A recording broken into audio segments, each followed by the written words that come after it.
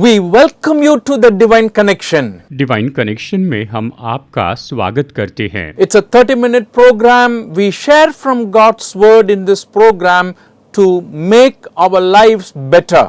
ये 30 मिनट का प्रोग्राम है। इस प्रोग्राम में हम परमेश्वर के वचन में से आपको बताते हैं ताकि अपने जीवन को हम और भी बेहतर और भी उत्तम बनाते चले जाएं। I almost say this in every program. हर प्रोग्राम में मैं हमेशा ये कहता हूँ Because we share from God's Word, which is His revealed will for mankind. क्योंकि हम परमेश्वर के वचन में से बताते हैं और मनुष्य जाति के लिए ये तो परमेश्वर की प्रकट ऐसी इच्छा है। And He wants His people to live according to His words. और परमेश्वर चाहते हैं कि उसके लोग उसके वचन के अनुसार अपना जीवन जीते चले जाएं। And when you and I do that, definitely our lives will become better. और जब हम इस तरह से करेंगे तो हमारा जीवन निश्चय ही बेहतर होगा। Of course, He knows what to prescribe अवश्य ही वो जानते हैं कि हमें क्या क्या बताना चाहिए, हमें क्या क्या सलाह देनी चाहिए, because He created us. क्योंकि उसने हमारी सृष्टि की है And He knows all our needs, how we feel. और वो हमारी सारी जरूरतें जानते हैं, हमारी भावनाएं जानते हैं। And that's why Bible is the best answer to all of our life's situations and problems. और इसलिए हमारे जीवन की हर एक परिस्थिति और समस्याओं के लिए बाइबल ही बिल्कुल सही उत्तर है। And of course, Jesus Christ is the best teacher ever in the world. और निश्चय ही पूरे संसार में अब तक के सबसे उत्तम शिक्षक तो केवल प्रभु यीशु मसीह ही हैं। And I'm sure you would have had teachers whom you remember very much. मुझे पता है आपके भी ऐसे शिक्षक रहे होंगे जिन्हें आप हमेशा याद रखते हैं। I studied in a Roman Catholic institution and I remember a few teachers who were very influential in my life. मैं एक रोमन कैथोलिक इंस्टीट्यूशन में पढ़ा हूँ और मुझे ऐसे कुछ शिक्षक याद हैं जिन्होंने मेरे जीवन पर बहुत प्रभाव डाला है। And of course at that age you like your teacher for various things. और निश्चय उस समय आपको अपने शिक्षकों की जरूरत तो बहुत सी बातों के लिए होती है। And some of them may be very good and kind to you and that's why you like them. उनमें से कुछ आपसे बहुत अच्छा व्यवहार करते हैं इसलिए आप उन्हें बहुत पसंद करते हैं। And sometimes they will give you some grace marks and maybe you like them for that. और कई बार शायद वो आपको ग्रेस मार्क्स दे देते हैं और इसीलिए शायद आप उन्हें बहुत पसंद करते हैं। And some of them may teach very effectively, very clearly and that's why you like them. और कुछ लोग बहुत ही प्रभावी रीति से बहुत स्पष्ट रीति से सिखाते हैं इसलिए आप उन्हें पसंद करते हैं। And sometimes some teachers are very gracious with their homeworks and assignments. और कई बार कई टीचर्स होमवर्क और असाइनमेंट के लिए बहुत ही ज्यादा अनुग्रहकारी होते हैं, वो बहुत दयालु होते हैं। I remember some of my teachers for really giving me good kicking.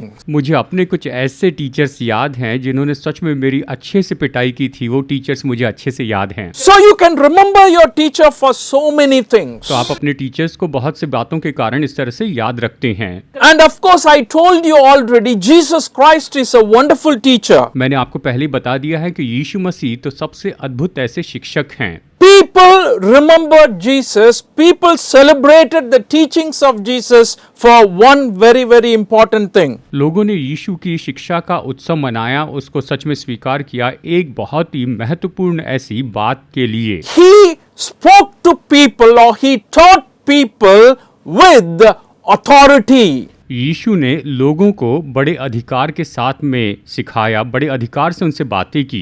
And it's very important to for a teacher to possess this quality. और टीचर के पास ये विशेषता हो ये तो बहुत ही महत्वपूर्ण बात है।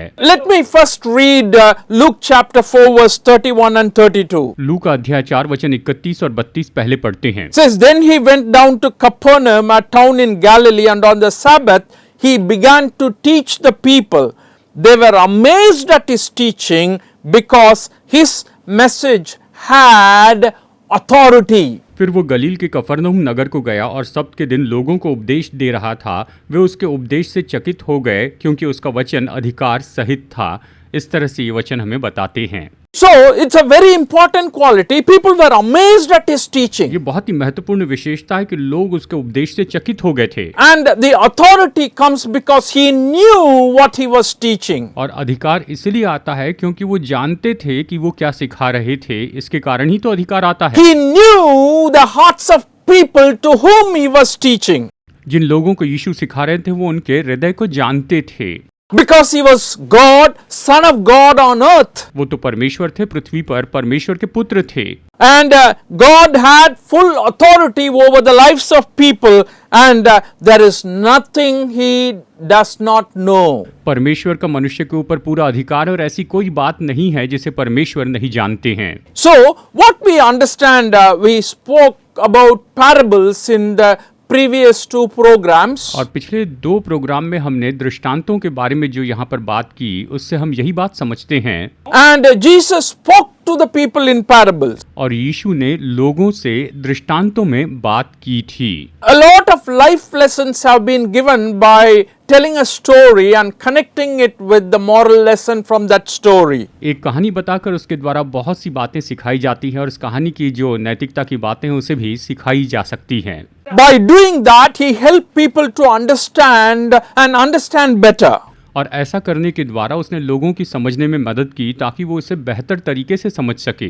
So some people did not understand it. तो कुछ लोग इसे बिल्कुल नहीं समझ पाए। So to understand what Jesus was saying, तो यीशु जो कह रहे थे उसे समझने के लिए, you know what one quality one has to possess? क्या आप जानते हैं कि हम में कौन सी विशेषता होनी चाहिए? A person has to have this in order to understand what Jesus was saying, that is faith. यीशु क्या कह रहे थे उसे समझने के लिए निश्चय ही उस व्यक्ति के अंदर में विश्वास होना चाहिए। If you truly believe in Jesus, you will understand what he says. अगर आप सच में यीशु मसीह पर विश्वास करते हैं तो वो जो कहते हैं उसे आप समझ पाएंगे। If you do not believe a person, whatever he says or she says will be of no value to you. अगर आप उस व्यक्ति पर विश्वास नहीं करते तो व्यक्ति आपसे जो कहता है या कहती है वो आपके लिए कोई मोल नहीं रखता है। So Jesus spoke different things, and he spoke many things about what we call as the kingdom of heaven or kingdom of God. तो यीशु ने यहाँ पर बहुत सी बातों के बारे में सिखाया, और उसने उन बातों के बारे में भी सिखाया जिसे हम परमेश्वर का राज्य या फिर स्वर्ग का राज्य कहते हैं। So he told them parables. तो यीशु ने उन्हें दृष्टांतों में बताया था। Parables about the kingdom of heaven. स्वर्ग के राज्य के बारे में दृष्टांतों में उन्हें बताया। Kingdom of heaven is like a merchant who went on a trip. परमेश्वर का राज्य ऐसे है जैसे कि कोई धनी व्यक्ति किसी यात्रा पर चला गया, वो कहीं दूर देश में चला गया। The kingdom of God is like a wedding banquet in which the king invited many people to attend.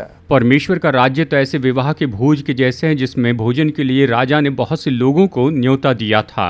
So something is compared to kingdom of God with a real possible life solution. तो परमेश्वर के राज्य में निश्चय ऐसी बातें संभव है जहां पर जीवन की असली परिस्थितियों की तुलना में बताया गया है। In the Gospel of Matthew there are many parables that talk about the kingdom of heaven. मत्ती के सुसमाचार में ऐसे बहुत से दृष्टांत हैं जो स्वर्ग के राज्य के बारे में हमें बताते हैं। ऐसे बहुत से दृष्टांत हमें बताए गए। We have already seen a few in the past programs, previous programs. हमने इनमें से कुछ को पिछले प्रोग्राम में पहले से ही देखा है। In Gospel of Matthew 13:31 to 33. मत्ती का सुसमाचार अध्याय 13 वचन 31 से वचन 33 तक आइए पढ़ते हैं। Please listen to it carefully as I read it for you. जैसे मैं आपके लिए इसे पढ़ रहा हूँ, आप कृपया इसे बहुत ही ध्यान से सुनिए। He told them another parable. The kingdom of heaven is like a mustard seed, which a man took and planted in his field. Though it is the smallest of all your seeds, yet when it grows, it is the largest of garden plants and becomes a tree, so that the birds of the air come and perch in its branches. He told them still another parable. The kingdom of heaven is like yeast that a woman took and mixed into a large amount of flour until it worked all through the dough. उसने उन्हें एक और दृष्टांत दिया। स्वर्ग का राज्य राई के दाने के समान है, जिसे किसी मनुष्य ने लेकर अपने खेत में बो दिया। वो सब बीजों से छोटा तो होता है, पर जब बढ़ जाता है तब सब साग पात से बड़ा होता है और ऐसा पेड़ हो जाता है कि आकाश के पक्षी आकर उसकी डालियों पर बसेरा करते हैं। उसने एक और दृष्टांत उन्हें सुनाया। स्वर्ग का राज्य खमीर के समान है, जिसे किसी स्त्री ने लेकर 3 पसेरी आटे में मिला दिया और होते होते वो सब खमीरा हो गया। So here we understand that the kingdom of heaven is compared to a mustard seed and a yeast. यहाँ पर हम समझते हैं कि स्वर्ग के राज्य की तुलना यहाँ पर राई के दाने के बराबर की है और खमीर के साथ में इसकी तुलना की गई है। All of us use mustard seed. हम सब राई के दानों का उपयोग करते हैं। It's very small, it's very cheap. ये बहुत ही छोटा होता है और बहुत ही सस्ता भी होता है। When we cook, after you pour the oil, you add mustard seed to it. जब हम खाना पकाते हैं, तेल डालने के बाद में हम राई को चटकाते हैं। Almost all gravy and dishes we eat, we mix mustard seed. हर एक ग्रेवी और हर एक डिश जिसे हम खाते हैं उसके अंदर हम राई के दाने जरूर मिलाते हैं। It is believed that it has calcium, fiber and phosphorus. विश्वास किया जाता है कि उसके अंदर कैल्शियम, फाइबर और फास्फोरस होता है। इसकी मात्रा उसमें बहुत ज्यादा होती है।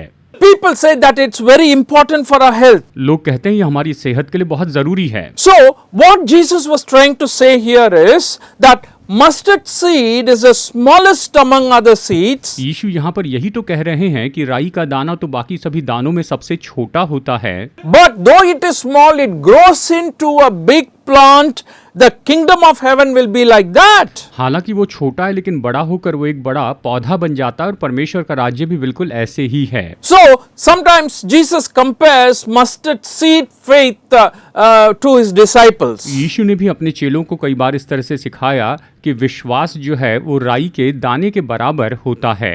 Matthew 17 chapter 20th verse, he says, मत्ती 17:20 में यीशु ने कहा, he replied, because you have so little faith. Truly I tell you, if you have faith as small as a mustard seed, you can say to this mountain, move from here to there, and it will move. Nothing will be impossible for you. उसने उनसे कहा, अपने विश्वास की घटी के कारण, क्योंकि मैं तुमसे सच कहता हूँ, यदि तुम्हारा विश्वास राई के दाने के बराबर भी हो तो इस पहाड़ से कह सकोगे, यहाँ से सरक कर वहाँ चला जा, तो वो चला जाएगा और कोई बात तुम्हारे लिए असंभव न होगी। इस तरह से वचन हमें बताता है। So Jesus is talking here about his disciples having little faith, as little as the mustard seed, but still even with that kind of a faith they can move mountains. यीशु यहाँ पर अपने चेलों से बात कर रहे थे कि उनका विश्वास तो बहुत ही छोटा है, ये तो राई के दाने के बराबर है, लेकिन उससे भी वो निश्चय ही पहाड़ों को हटा सकते हैं। And the next example is used as yeast in a dough. और फिर अगला उदाहरण यहाँ पर जो उपयोग किया गया है, अगला दृष्टांत वो ये है कि आटे में खमीर मिला देना।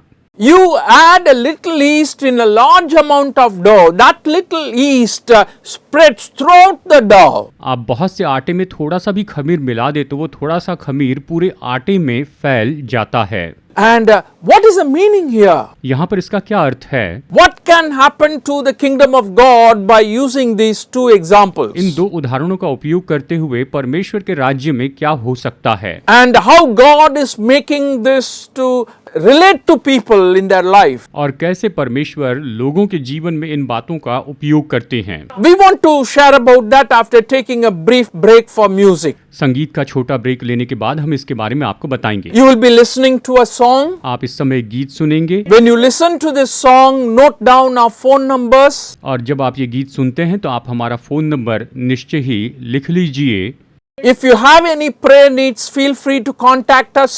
अगर आपके प्रार्थना निवेदन है तो निश्चय हमसे संपर्क करके बताइए। We request you to contact in the number that is specified for a particular language. और हम आपसे विनती करते हैं कि जिस भाषा के लिए जो नंबर दिया गया है आप उस भाषा में ही उस नंबर पर फोन कीजिए। Because some of our brothers who is holding on to that number can speak only a few languages, like Hindi means you have to call the Hindi person. If you have to call Tamil person, you call the Tamil number और Telugu number. क्योंकि जो भाई हमारी मदद करते हैं वो सभी भाषाएं तो नहीं बोल पाते। अगर आप हिंदी में बात करना चाहते हैं तो हिंदी नंबर पर फ़ोन कीजिए, तमिल में बात करना है तो तमिल नंबर पर, और तेलुगु में बात करनी है तो तेलुगु नंबर पर phone. And we were talking about the mustard seed and the yeast which Jesus used as an example to teach a lesson to the people.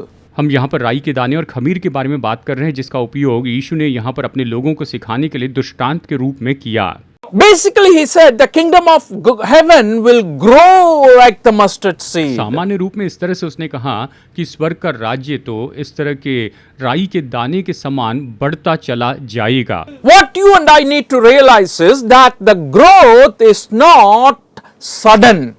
हमें इस बात को समझना होगा कि ये जो उन्नति है ये अपने आप ही अचानक ऐसे नहीं होगी, But gradual and consistent. लेकिन ये तो निश्चित रूप में होगी और ये निरंतर बढ़ती चली जाएगी It goes steadily और ये स्थिर रूप में बढ़ती जाएगी and it grows quietly. और ये शांति से बढ़ेगी। You know, when you see the plant growing, does it make any sound, noise? जब आप पौधे को बड़ा होते हुए देखते हैं तो क्या वो बड़ा होते हुए कुछ आवाज करता है, शोर It करता है? quietly grows, वो चुपचाप बढ़ते जाता है, but it definitely grows. लेकिन वो निश्चय बढ़ता है।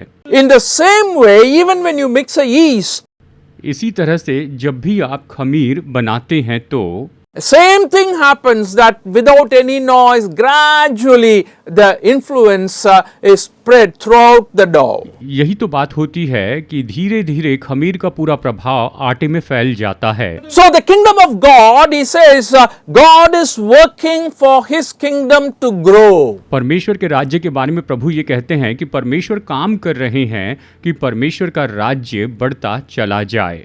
That growth is not very obvious to many people. और बहुत से लोगों के लिए ये बढ़ोतरी तो तुरंत नहीं दिखाई देती है। As I told you, it doesn't show any tangible evidences or noise. जैसे मैंने आपसे कहा, हम इसके कारण महसूस किए जाने वाले प्रभाव या किसी तरह की आवाज को नहीं सुनते हैं, But God does it today through his spirit. लेकिन परमेश्वर आज ये सब कुछ अपनी आत्मा के द्वारा करते हैं। God did the same thing in the first century through his spirit. परमेश्वर ने पहली सदी में भी अपनी आत्मा के द्वारा बिल्कुल ऐसा ही किया था। That's what he said in the book of Zechariah, not by might, not by power, but by my spirit, says the Lord. और इसलिए उसने जकरिया की किताब में कहा है, न तो शक्ति से और न ही बल से, परंतु ये सब तो मेरी आत्मा के द्वारा होगा। That's why the kingdom we are talking about, if you think of it as the church, it started with a very, very brief or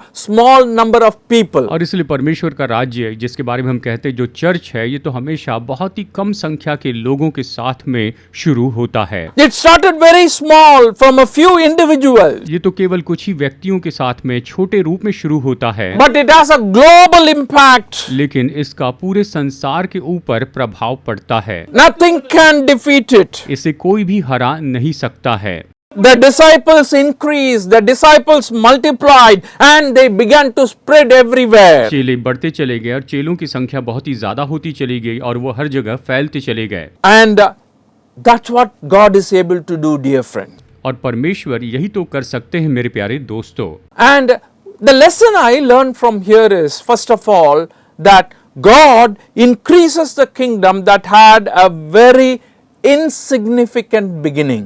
सबसे पहली बात जो मैंने यहाँ पर सीखी है कि परमेश्वर ऐसे राज्य की जिसकी शुरुआत बहुत ही महत्वहीन रही है, उस राज्य को वो बढ़ा सकते हैं। Jesus trusted his disciples to carry out his commands. यीशु ने अपने चेलों पर भरोसा किया कि वो उसकी आज्ञाओं को पूरा करते चले जाएं। The disciples, then you can understand, after Jesus' death, crucifixion, you see them as very, very afraid. क्रूसीकरण के बाद में हम ये देख सकते हैं कि जो चेले थे वो तो उस समय बहुत ही ज्यादा डर गए थे। They all ran away. वो सब दूर भाग गए And they couldn't bear seeing Jesus crucified. वो यीशु को क्रूस पे चढ़ाए जाते हुए नहीं देख पाए। One of the key disciples denied Jesus one after the other 3 times. यीशु के एक मुख्य चेले ने 3 बार यीशु का इनकार किया। Another one betrayed him. और उनमें से एक ने उसे पकड़वाया था। In spite of all these negative circumstances, God established his kingdom. इन सारी नकारात्मक परिस्थितियों के बावजूद भी परमेश्वर ने अपने राज्य को स्थापित किया।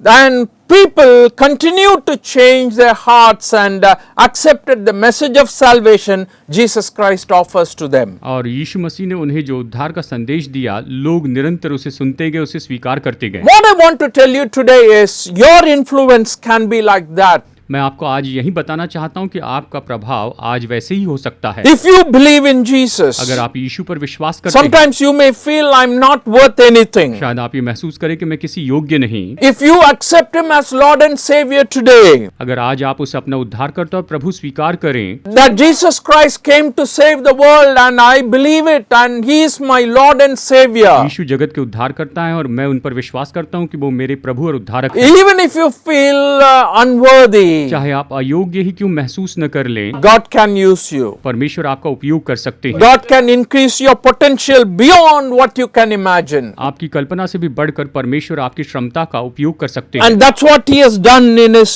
church. और उसने अपने चर्च में बिल्कुल यही तो किया है। The kingdom of heaven, that's what God has done. परमेश्वर ने अपने स्वर्ग के राज्य में यही किया है। People who are weak, they were used by God. कमजोर लोगों को परमेश्वर ने उपयोग किया। People who are considered fools, they were used by God. जिन्हें मूर्ख समझा जाता था उन्हें परमेश्वर ने उपयोग किया। And that's the way God begins to work in the lives of people. और इसी तरह से परमेश्वर लोगों के जीवन में काम करना शुरू करते हैं।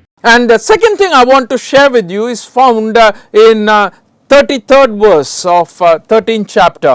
अध्याय 13 के वचन 33 से ये दूसरी बात मैं आपको बताना चाहता हूँ। And which says that the kingdom of heaven is like a yeast. The woman took and mixed it in a large amount of flour until it worked all through the dough. मत्ती अध्याय 13 वचन 33, आइए हम इसे पढ़ते हैं। ये कहता है, स्वर्ग का राज्य खमीर के समान है जिसको किसी स्त्री ने लेकर 3 पसेरी आटे में मिला दिया और होते होते वो सब खमीरा हो गया। What I want you to understand from that is that the dough is influenced completely. मैं चाहता हूं कि इस बात से आप इस बात को समझ ले कि उस आटे के ऊपर पूरी तरह से प्रभाव पड़ा। A little yeast influencing a large amount of flour until it works all through the dough. थोड़ा सा खमीर बहुत से आटे पर प्रभाव डालता है और उसे पूरी तरह से खमीरी बना देता है। So, if you're part of the kingdom, तो अगर आप परमेश्वर के राज्य के भागी हैं, your influence will be great and all over. तो आपका प्रभाव तो बहुत ही महान होगा और ये तो हर जगह पर होगा। Your influence will be in every walk of your life. आपका प्रभाव तो आपके जीवन के हर एक चाल चलन में होगा। Because some people compartmentalize their life into sacred and secular. कुछ लोग अपने जीवन को अलग अलग भागों में बांटते हैं, पवित्र और सांसारिक भाग में। And kingdom of God is totally removed from one part of their life. और उनके जीवन के एक भाग से परमेश्वर का राज्य पूरी तरह से हटा दिया जाता है। My dear friends, what I understand from here is it influences entire dough. That means it influences your entire life. All areas of your life is influenced by God. मेरे दोस्तों, मैं चाहता हूँ आप इस बात को समझ ले कि ये खमीर के जैसे पूरे आटे पर प्रभाव डालता है, ये आपके जीवन के पूरे भागों पर प्रभाव डालता है। And finally, the kingdom of God is open to all who want to be part of it. और अंत में परमेश्वर का राज्य उन सभी लोगों के लिए खुला है जो उसके भागी होना चाहते हैं, जो उसमें जुड़ना चाहते हैं। ये जरूरी है। Jesus doesn't force anyone into the kingdom. यीशु किसी को जबरदस्ती अपने राज्य में लेकर नहीं आते हैं। It's a choice a person has to make. ये तो चुनाव है जो उस व्यक्ति को करना पड़ता है। He is only telling us that it will be growing beyond expectation. ये तो बस हमें यही बताते हैं कि ये हमारी अपेक्षा से भी बढ़कर होगा। It will multiply enormously. और ये तो बहुतायत से बहुगुणित होगा। So he is giving a message that if you want, you can be a part of it. तो हमें यहाँ पर संदेश देते हैं कि अगर आप चाहें तो आप इसके भागी हो सकते हैं। If you would like to be a part of the community that is influential, you are welcome. अगर आप ऐसे समाज के भागी होना चाहते हैं जो कि प्रभावशाली है तो आपका स्वागत है। You need to accept the invitation Jesus offers and then come into this fold. यीशु जो न्योता देते हैं आपको उसे स्वीकार करना होगा और फिर आपको इस भेड़शाला में आना होगा। There is no fees. इसके लिए कोई फीस नहीं है। There is no education. इसके लिए कोई पढ़ाई जरूरी नहीं। There is no caste barriers. इसके लिए जाति की कोई रुकावट नहीं है। Anyone can be a part of this kingdom. कोई भी इस परमेश्वर के राज्य का भागी हो सकता है।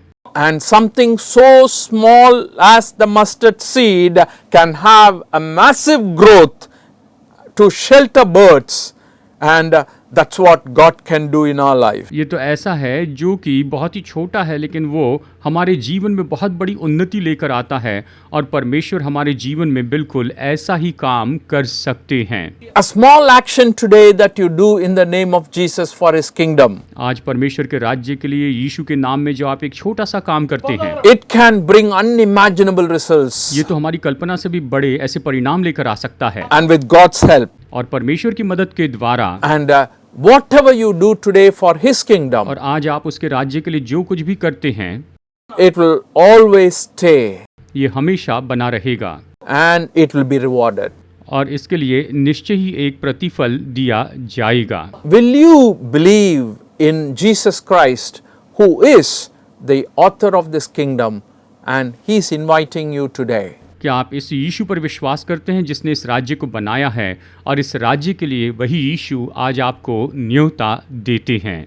And I guarantee you that you will not be disappointed. और मैं आपको इस बात की गारंटी देता हूं कि आप किसी रीति से निराश नहीं होंगे, आपको खेद नहीं होगा। God bless you and your family today. परमेश्वर आज आपको और आपके परिवार को बहुतायत से आशीष दे।